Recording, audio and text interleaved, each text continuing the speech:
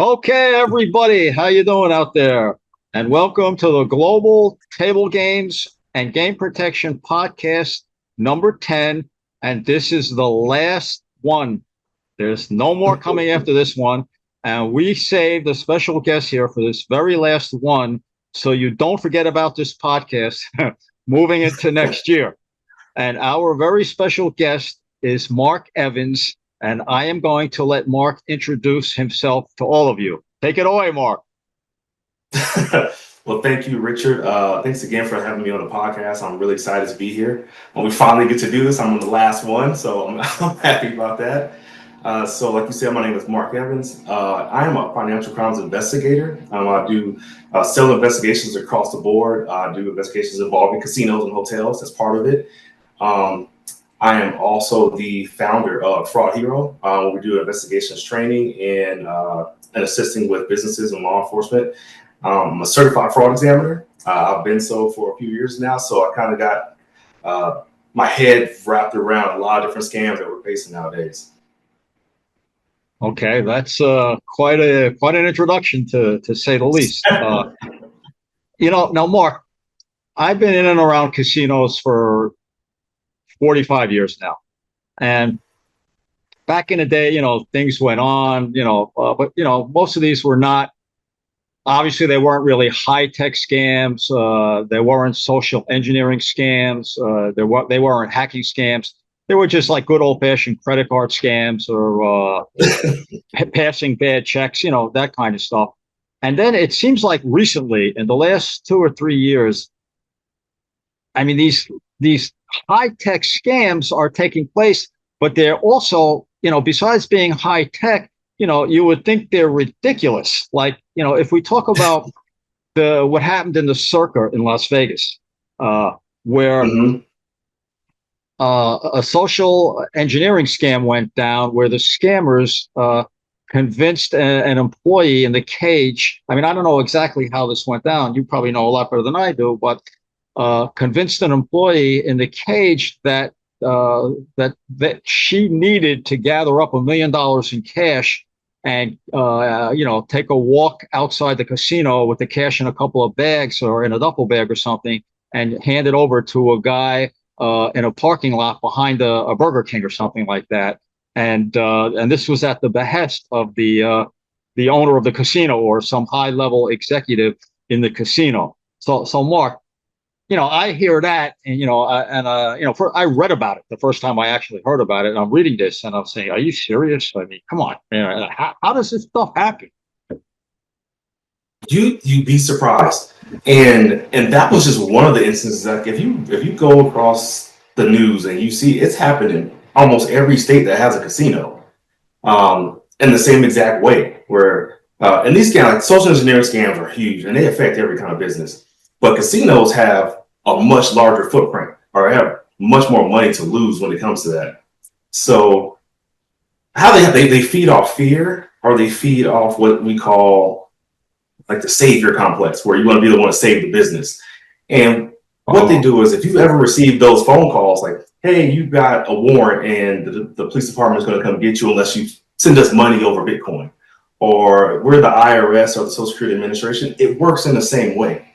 So what it is someone will call and they'll say, hey, I'm the executive or director of this institution or of the fire department or whatever it may be. And they convince this person that, hey, if you don't do this, the business is going to go under. If you don't do this, everyone's going to lose their job. Or, hey, if you do this, you're going to save everyone. You're going to save everyone's jobs. You're going to be looked at as a hero. You're going to get a big promotion. And so this person will just, okay, I have to do what I have to do to try to save everybody. And without thinking about it, they're just going through the motions. They're letting this scammer talk them through the whole process. And it's not just by like a phone call. They're using a mix of different things. So they're doing phone calls. They're doing text messages at the same time. So it's not just one. It's a combination of multiple different types of social engineering. And now this person ends up thinking, okay, if I take this money, I'm going to drop it off to the fire department or a lawyer or who it may be, and then that money is going to save the business. And then they get back to the business or the casino and they go, wait a minute, that wasn't real. that's not really happening. Oh, wow, we just lost several $100,000 or $1 million or more. And I've seen and read reports of those happening in almost every state that you can think of that has a casino, whether it be Las Vegas, California, Denver, Michigan, you name it, the calls were coming in. And so that's just something that becomes really prevalent. And it can happen in casinos, it can happen in any business, but casinos get hit hard when that amount of loss is taken. Well, let me ask you, you did give us a really good picture of that. Now, is there anyone to blame specifically for allowing this weakness in casinos? Like, when you investigate this, I'm sure you come across like, people who should have done this or should have done that, or there should have been some checks in place, or, something that if followed procedurally, religiously, would have like reduced the chances of this scam making it all the way out into reality, and something that might have stopped it at perhaps a latter stage. Can you give some advice on how casinos can better protect themselves, maybe by employee screening, which employees are vulnerable to this and maybe should not be in a position to be near the cash like that, or anything at all that would help casinos defend themselves against this? Employee training. That's the first thing, is consistent employee training. So it's one thing, like with every other business, you get turnover. Casinos are no different than any other business. You get turnover, you get new employees, they're going to have to be trained. But consistent training is probably the biggest thing. And giving that knowledge to the employee. So if the employee has no knowledge of what this scam is or the types of scam that they can come across, then how you defeat it? That's the first level, is that person recognizing the signs and red flags of, hey, someone wouldn't call me, at 3 o'clock in the morning, requesting a large amount of money. That's just not going to happen. And that same person is not going to ask me to, go around protocols that are already in place to prevent this from happening. I mean, if you're a CEO calling somebody and you're telling them to go around protocols, the first thing the person should be doing is this really a CEO telling me to go around the protocols that they put in place in the first place?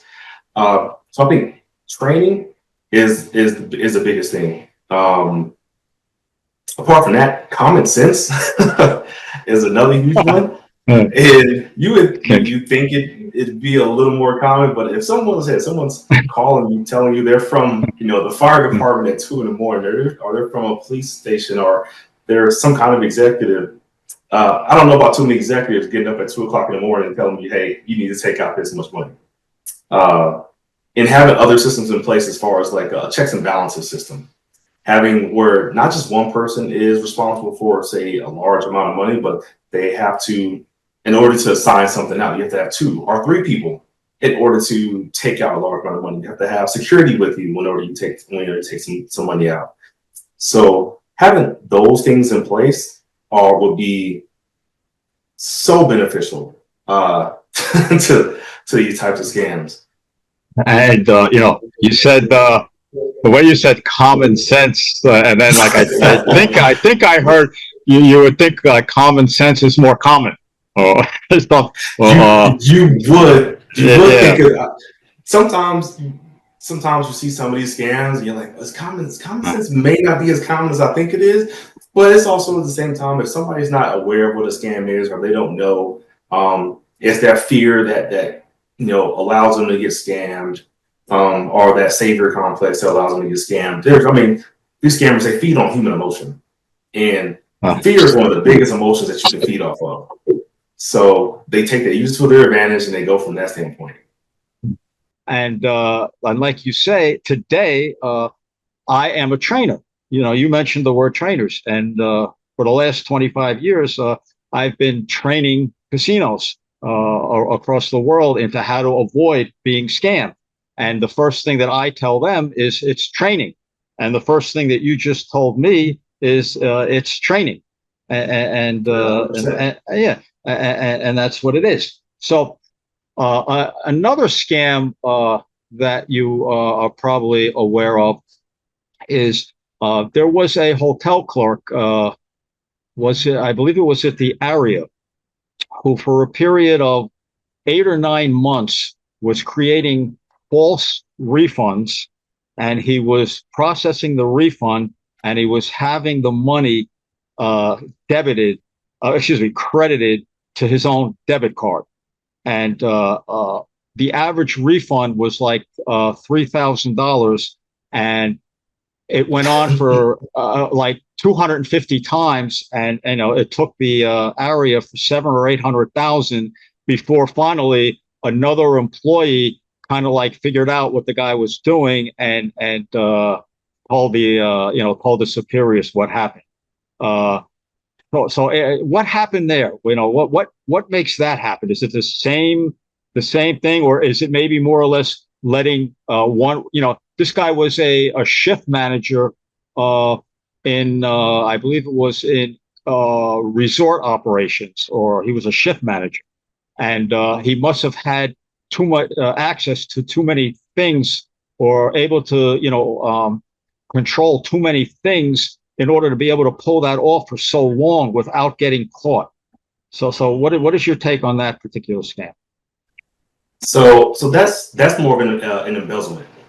And so I'll give you kind of a gist on how like an embezzlement scam works. And it's usually where someone has maybe a little too much control over finances to some degree, or they see a weakness in the system and they exploit it. So in that case that you just mentioned, it sounds like maybe that there's not as much oversight as there should have been. And there's too much trust in one person. That's how a lot of embezzlement cases end up going, is you have a lot of trust in one individual person, and that individual person now takes advantage of it and sees it as like a crime of opportunity. And they say, well, and it usually starts out small. It's usually, hey, I can take, a little bit. Hey, no one said anything. All right. And they take a little bit more and a little bit more. And it continues to build up to the point where they are living this extravagant lifestyle, and they forget that all those little things in place, and they start to get greedy. And once they get greedy, it's usually when they get caught, or it's when someone starts looking. An audit comes up and they're like, wait a minute, we're missing a lot of funds here. Like, what's going on? Or like you said, with that one, that employee was the one who blew the whistle and made it and brought it to the attention of, the rest of the staff. And that's usually what happens in these embezzlement type cases. And it doesn't matter if you're a casino or a hotel, a bakery, whatever it may be. If you got that one person who's, while everyone's looking one way, it's like, hey, I can take these little bits and pieces and, give them to myself and no one's cashing it, then that's where you get the embezzlement scam. Let me ask you, what scams have you been investigating recently that are casino related, that you would like to warn casinos about and give them some ideas about what to look for? Now, some of the stuff that I've seen, like you mentioned earlier, like you've seen the old school check scams where, someone's going there casting their fraudulent check and they're trying to use it for gaming, or the classic credit card scams. And some of those scams, they don't go away. They just kind of evolve in a way with the way technology evolves, and they just use it in a different manner. And so like some of the things that I'm starting to see that I know are going to come forward in the future, one of the first things is I see cashless gaming is going to become a huge thing, because everyone's going cashless. I mean, you go to stadiums now, you go to businesses, no one's really using cash anymore for the most part. Everyone's using credit cards, or they're using Apple Pay and Samsung Pay, all the tap to pay features that you have with your phone, or they're using apps. And so I'll say with cashless gaming, that's a big one. And I think we're going to probably talk about that at some point, during the conference. I think there's a roundtable I just recently saw that you can have. Absolutely. And so with cashless gaming, you use apps to go and be able to gamble at the slots and at the tables. But now with that comes the use of stolen credit cards with these apps. And what will end up happening is now you sign up for an app, you get the reward account, and now you use somebody else's credit card on that account, and you're using that to fund your gaming. And what's going to end up happening is once those credit cards, say that person finds out, hey, my credit card was stolen, it was used at, such and such casino. What do? Now you're going to have that chargeback fraud. Because either one, the person is going to get their money back from the credit card company, and the credit card company is going to hold the merchant accountable for it, or they're just going to charge back straight to the casino, and now the casino's going to have it. They may lose money on more fronts than one. Maybe that person cashed out a lot of money, and now you're out the cash, and you have to now pay back this merchant for the chargeback. So that's one of the things that cashless gaming could face. I'm not saying it's going to be like the end all be all, but it's one thing that I do have my eye on. Even with that, you get to money laundering, which can be a part of it. You put a lot of money on an account, and you go to a table and you now say, hey, you know what? I'm going to gamble this much money, gamble a little bit, and then you cash out. Now your money per se was clean, right? And so now they're using money that way, laundering money through the casino in a completely technological way. So it changes in the manner like when that stuff comes up. So that's just one of the ways I see cashless game being used in order to move forward with scams. And to your point, you like you were saying about how it seems everything is cashless now, and that's true. Everything but really casinos is like the last bastion of cash. And we may see if cash does go out the door in casinos, we may soon see the chips go out with it too. Casinos might become like a big giant indoor online casino, right? Without cash, without chips. That's possible. Do you think, from your tone, like you're advising casinos to go cashless, but even if they do, to watch out that there's still scams with the apps and everything that can be done with the cashless transactions as well. So it's am I saying that correctly? Like casinos going cashless, is not going to necessarily, make them less vulnerable to all the scams. No, I don't think it'll make them less vulnerable. Now, I'm not saying it's going to be, it's going to be rampant. I don't think that at all. But like with any other system or any other, case, a scammer will try to find some kind of way to exploit it, whether it be in person, whether it be technology. It's just that the scam evolves.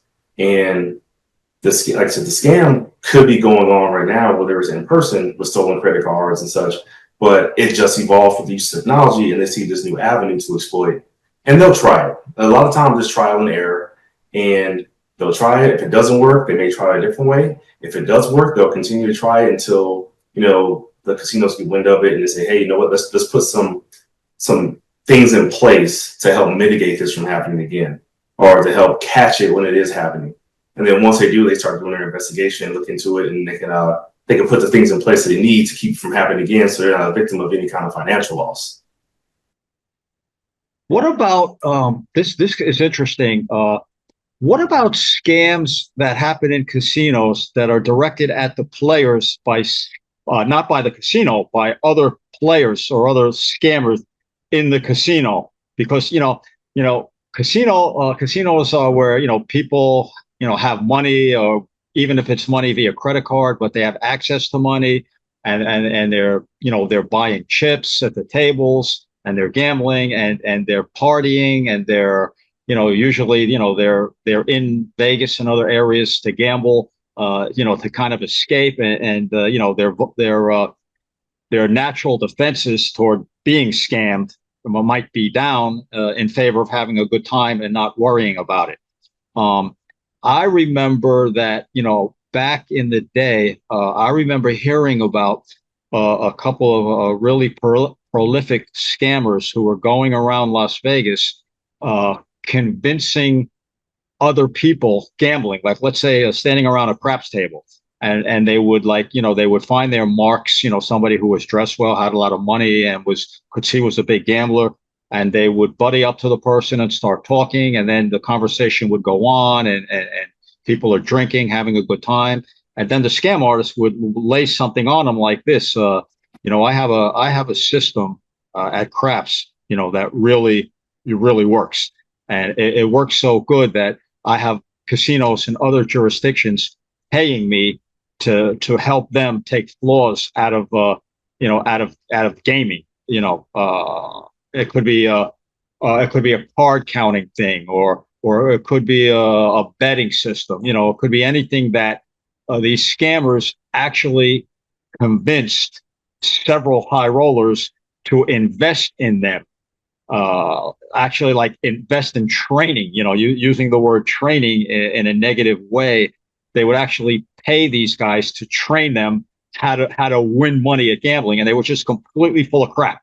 Like if you take a game, if you take a game like roulette or craps, as far as I'm concerned, and most people in the industry are concerned, you can't win these games by legitimately gambling. It's like a slot machine. You can't win with a slot machine, except in rare cases where you have information when a jackpot is going to come in. But in the basic play of these games, you cannot win. There is no system to win money in casinos if it's not something that's based on probability, like counting cards or other forms of what's called advantage play. So I'm just speaking to you now about one form of scammers scamming other players in the casinos, using the lure of winning money, gambling. But I'm sure of other scams that the players are vulnerable to in the casinos that may not have anything to do at all with gambling. It's just a good place maybe for them to find victims that they could get involved in a credit card scam or a fake kidnap scam.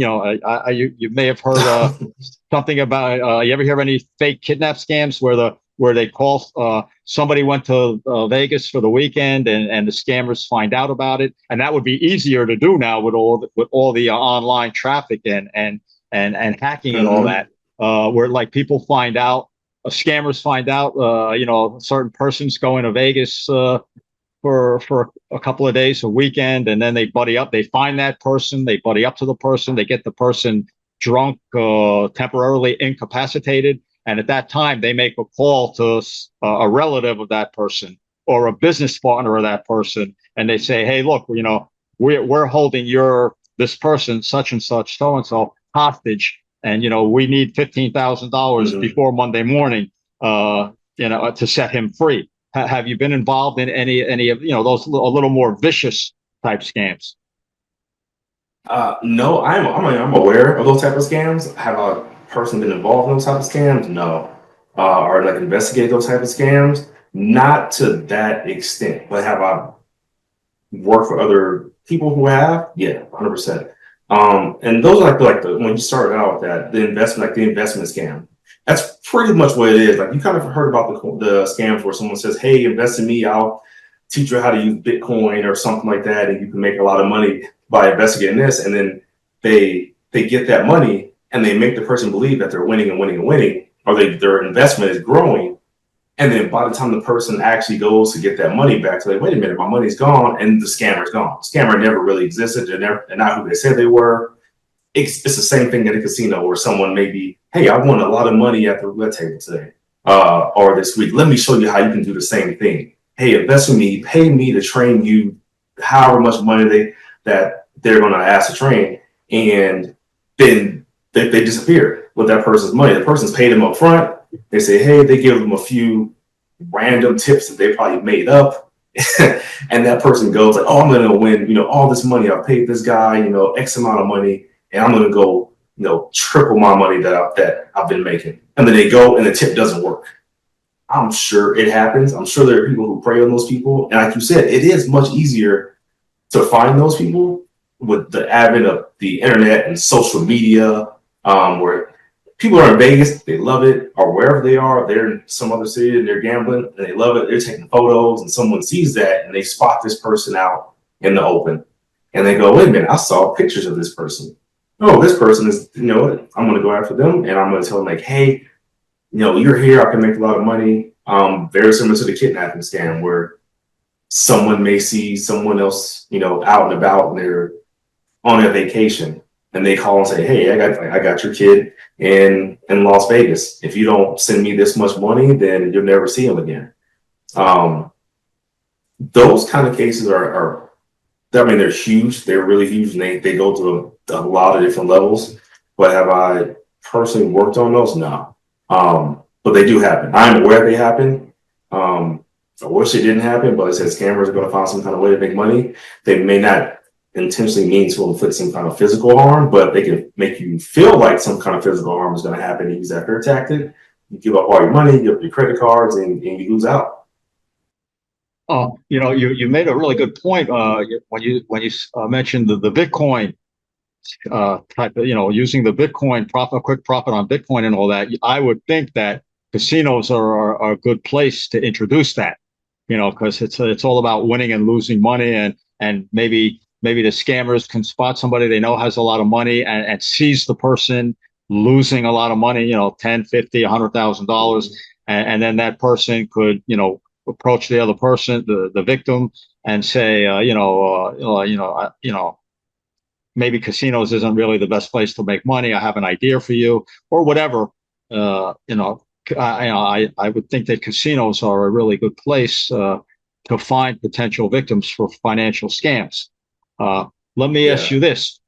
How about scams that are pertaining to hotel rooms and what can go on in hotel rooms? And I'm not just talking about drug rolls, prostitution and that kind of things.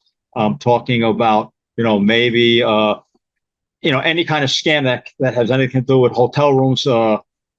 Somebody saying that, if I have access, I rented a block of hotel rooms for a big event like the Super Bowl coming up, and I have because at that nobody can get rooms at that time. Rooms are going to be very hard to get. So people might approach people and say, I have, and this could originate outside of Las Vegas. It doesn't have to necessarily originate in Las Vegas.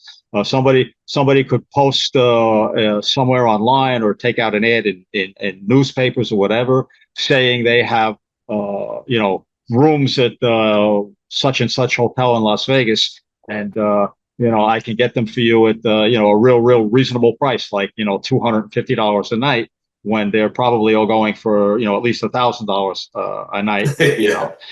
That kind of stuff. Do you have any advice or opinion or anything that you've been involved in with those kind of scams? First thing, if it sounds too good to be true, it probably is.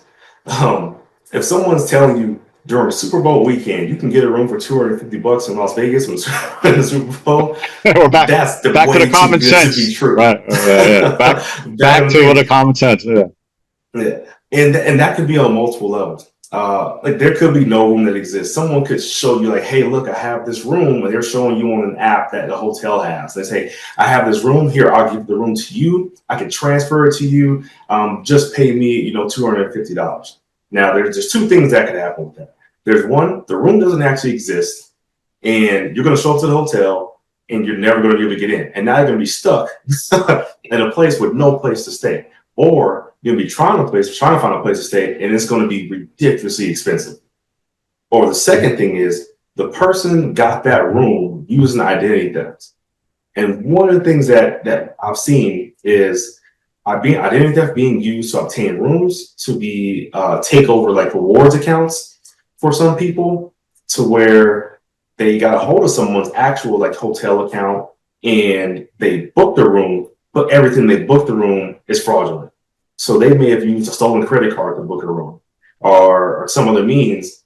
And then they tricked the person into saying, hey, I got this room. Now there's a room reservation, but the room reservation was all obtained fraudulently. So now this person goes and like, hey, you know what? I got a room for $200, and they're in the room. And then all of a sudden they're getting kicked out because the credit card owner says, I'm not in Las Vegas. I'm not in, California or wherever it may be. And now you're getting kicked out of a room. And not only you being kicked out of the room, you're probably being trespassed from the property. So you can no longer come back to that hotel. And you're going to lose all the money that you gave this scammer. And that's a huge thing. Now, so the last thing is a person wants to be a victim of that. Because now if you come with your family, if you have kids or something like that, and now you're stuck out in the open with no place to go, not in with less money, you're gonna be pretty upset. But those things, they do happen. Account takeovers are a big thing. I know a lot of people talk about bank account takeovers. They think of that when they think of, or somebody took over my credit card account. Some people don't think about somebody took over my rewards account, because rewards points can be used just like cash in some instances. So not only do you have someone who's taking your rewards, maybe book the room, now someone's taking your rewards and they're doing free play, they're going to restaurants, they're shopping, and now you're losing your rewards points and the casino's losing money or the hotel's losing money. And so it's like that fraud is burning the candle at both ends, and now both parties are losing out and the scammer is one winning. So those do happen. But the first thing, as I said, if it sounds too good to be true, it probably is. It's no different if someone came to you and said, "Hey, I got a Super Bowl ticket for you," and it's only $350. If someone tells you that, you show up to the big game and now you can't get in. Well, you should have thought about that before you thought a ticket was only $350. Yeah, I guess the common sense thing keeps coming back, right? Yeah, there's the education part of it too. Let me ask you this. It's one more thing I want to cover. Is that what about the financial scams where the scammers target the casinos by using phony claims, a slip and fall type thing? Scammers, they do that. They arrange to slip and fall, and they make a claim against the casino for negligence, or whatever it is. They ate bad food, or they come in, and anything crazy, like they come into the coffee shop with a few worms, and they put the worms in the food, and then they come, and then they get sick. I mean, because Vegas, anything could happen. I sure as heck know that for one. So what about that kind of insane stuff? I know with surveillance cameras all over the place, it's harder to do the old slip and fall scams because they can see it. Yeah, but what just anything that food example, I just took that out of the air.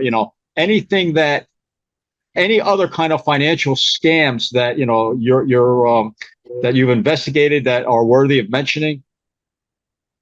I haven't looked into any time of slip and falls that have happened. That's usually something that the casino ends up dealing with like their own lawyers or some means, and that's handled in that kind of way. I'm pretty sure it happens. I'm pretty sure people will say, "Hey, my food was horrible," or "I got sick," and maybe the casino takes care of it themselves internally by taking care of that customer to that extent. Some of the scams that I see a lot of that are financial related. I see like the old school check scams that has not gone away. The fact that people still use checks still surprises me sometimes with the fact that we're such a digital world. Give us an example of an old school check scam, because I agree with you that when you say old school scams, they never really die, they just evolve, like you said, and it's the same knowledge of casino gaming scams. Even with the technology, a lot of these digital camera scams that are being used to cheat in casinos are just old scams before that happened without the technology, and they're just evolutionized. So give us an example, if you would, about just what kind of check scams you've worked in casinos.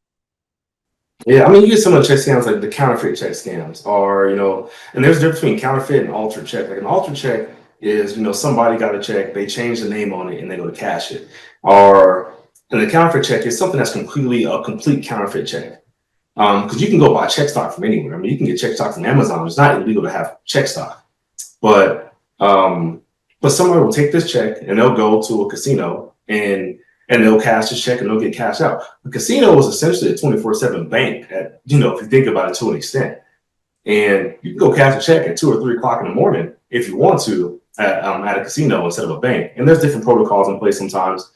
And so you'll have someone who will go up and they'll maybe have a fake ID, and they'll have a check in that ID's name, and the check's completely counterfeit. And they go up, the check clears, and they cash out for however much money that check's going to be worth. And what ends up happening is, like any other counterfeit check, it comes back as fraudulent to some degree. And maybe not had ping like right at that moment, but it's going to come back as fraudulent at some point. And the way the casinos can help mitigate that, one thing is they said have the insurance in place to protect themselves, have a training in place, know the little details of checks. Now that's very hard to train everyone, but if you can train someone who's working in your cage and say, hey, look for these markers on a check. They look for certain things. Look for signs of what can be a counterfeit check before they actually catch it. Look for signs of, a fake ID and verify it that way. And you can get some kind of ID verification system in place to kind of help with that. But those would be the first two things. But some of the cases that I've seen checks that are cash, tens of thousands of dollars, and something goes up and they're cashing out a $20,000 check and it's in somebody else's name. They use a fake ID. They go in there, they get a check, and they walk out. And it's 2, 3 in the morning, they're gone. And now they're going with that money. And with casinos having such an influx of different people, how do you know if this person hasn't been there before? How do you know if they're going to come back? How often did they come back? How often have they done this? Have they used different names? But those are still pretty common. They're probably going on back in the day just to a different extent, and they still happen. It's just that nowadays, with a lot of cashiers who work at the casino cages, some of them have never even seen a check. You get some of the younger generation, and they're like, "What's a check? Like I've never seen it before. I've used a debit card in my phone." Interesting point. Adulthood. Yeah, so, and which makes it easier to be scammed based on that lack of knowledge.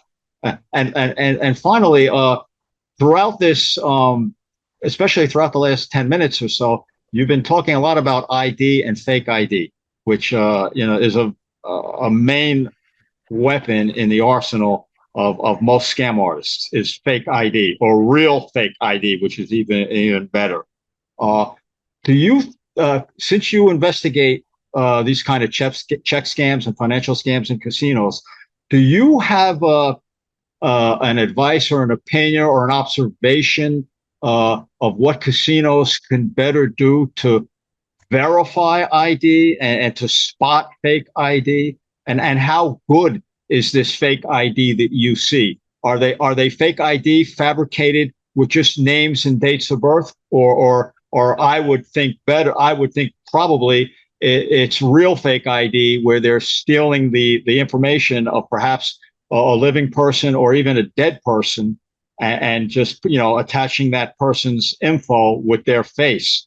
I would assume that's because if you just use fake ID, that you just create a name, it wouldn't be anywhere in the system. There would be nothing to verify, and therefore you probably couldn't use it, or a scammer probably couldn't use it. So what can you just tell us about the ID and what casinos need to be aware of when these people are presenting ID? Is there any red flags that should tell them that even though this ID looks good, and the information is in the system, that something could be wrong? Anything like that. Yeah, the first thing I tell casinos, look at the picture, look at the image of the ID. If the ID looks a little weird, it might not be legitimate. I mean, I've seen some really good ones. I've seen some really good ones. Sort of, I had the question. I was like, wait, I need to. This may be real. But I've seen some really bad ones that get passed, and you look at them, you can tell. It's kind of like how we're on this podcast now. You can kind of tell our background is a little different than what the foreground is, right? And sometimes that's prevalent. You mean I'm not really in San Francisco. No, I don't think you're really sitting at the Golden Gate Bridge right now. But those are things to look at. If it looks like there's a weird outline of a person, yeah. But if you ask certain questions too, like if you see a name and date of birth and you look at the person and maybe they don't look that age, maybe they look a bit older, maybe look a bit younger, don't be afraid to ask the question like, hey, when's your birthday? Or ask the question like, if it's an out of state ID, oh, where are you from? Oh, how is it out there? Tell me about it. If they start getting those things where they can't really get through a conversation because they've never been to that place, it's usually a telltale sign. Look for little markings on IDs. Of course, if you work if they're presenting an ID, usually it's someone who's probably worked with a good amount of IDs. And if it just looks weird, let it be known. I mean, I know some IDs are newer, and some of the newer IDs people haven't seen, and they get to a point to where you can't tell if it's real or not because you've never seen that many of them. But those indicators, the picture, the date of birth, the name, if they're not matching up, if the print looks different as far as like the typing in one part of the ID looks very different than the typing of another part of an ID, if it feels really weird, those are all things to look for. And I know there's like machines that they have now. There's ID verification machines that companies make that can be utilized that are trained on certain features of IDs, and a lot of them are really accurate. And you run an ID through a system, and it'll tell you right away, like, hey, there's certain security features that this ID doesn't have that would indicate that it's fraudulent. And it's better to know that than to risk losing some money in the end. How easy is it to get credible fake ID online? I mean, yeah, you're explaining, that some of it's really good stuff. Are there like just online wholesale houses that you've come across that sell ID, and you investigated that? The scammers, because for instance, like in casinos, for cheating and stealing from casinos, all the equipment that a lot of these people use, such as smart cards or digital equipment, cameras and stuff, they just, they buy it in China. They buy it from an online site out of China, and they get the equipment they need, and they actually use it to cheat the casinos in Las Vegas or anywhere else in the United States. So is ID work like that? Because to me, from what you're saying, it sounds really like ID is the key to the whole thing. Basically, it's the key to all financial scamming. That's especially in brick and mortar places. You if you can show fake ID and pass yourself off for somebody that you're not, and get money from it, you have the authorities looking for someone who's not you. So I'm just curious as to have you had experience of finding and reporting on big houses of fake ID where it's just sold online? Yeah, I mean, they're like an ID is we call it an ID like lab, or they're just creating a bunch of IDs. Does that happen? Yeah, but they're using not the greatest technology. Now, to get really good ones, I mean, you're not going to just get that at someone's house. Those are being sold online. The dark web is a real place. It does exist, and you'll find people who will make really good ones on there. Maybe it's a fake ID, a fake passport, and some people will go through those means, and they'll pay a pretty penny to get those fake IDs. So, and I think you into those. No, go ahead. No, I think you answered my question. You said two words. You said two words that I've heard, of course, but I hadn't thought of them in a long time, and that's dark web. Yeah. Yeah. That's a means that people use. I mean, it's more, you can get access to it now more than ever because people are smarter. Kids and this new generation, they grew up with computers, so they know how to operate computers better than anybody. And for them to get onto these systems and use them, where there's some kind of app that will try to sell people these things, where they go on the internet and they try to find different resources. I mean, these things are available all over the place. So now, it's depending on if they want to get a good one or a bad one, depends on where they go. That can mean a world of difference. But yeah, I mean, they're available in the dark web. It just happens to be a place that they get to it and they get access to it. They spend a pretty penny, and they can utilize them. And it takes a really good investigator to be able to identify that, hey, this ID that was used is not legitimate. And that, I'm not going after the person who the ID name is in. I want to know who's in the picture. And even then, I want to make sure the person in the picture is the same as the person who presented the ID. Because there's some times where you have someone who looks exactly like the person who's in the picture, but they're not the person. But their features come close enough that to the average person, it would pass as, oh, they're the same person, especially when it comes to more so with women than it does with men. Because women are more likely to change their hair color, to wear makeup and things like that. And so one picture may have, she's blonde in one picture, but now she's a redhead because she changed her picture, or changed her hair. She dyed her hair. So those make it a little more difficult too. Okay. Marc, this has been really interesting, learning a lot from you. And you're going to enlighten a lot of people at the conference about scams they didn't really know about or how they worked and all that. Before going, is there one thing you would like to stress or say? You said training. Is there anything you would want to like just give a final word on what is the most important things that could to help prevent financial fraud in casinos? So we know it's training your employees, and what else would you just add to that in a nutshell? So not just training, I would say education, just educating themselves on the types of scams that are out there. Because if you don't know the scam exists, you don't know how to stop it. And so that's why I think not just training, but I think education is the key. Constantly learning about those scams, researching, reaching out to other parties in other places and having this communication. So maybe you work at one casino, but a different casino maybe even a different state, or they're experiencing a certain scam that hasn't hit your casino yet. But if you have the education and knowledge to know that exists, that's the first step. So now you can figure out, okay, what do I do now? Is it training? Is that the next step? Is it putting factors in place as far as to stop it? Is there putting red flags in their system that would alert them if the scam was going on? So education, I think, is key when it comes to just fraud and financial scams in general. So if you don't know they exist, you can fall victim to it. If you do know they exist, and when it comes up, okay, this sounds too good to be true. So really, they need people like you. Casinos need to hire people like you to come in and give training, educational sessions about financial scams. And once they have that kind of education, they're obviously better equipped to spot them and stop them. And I think that would be.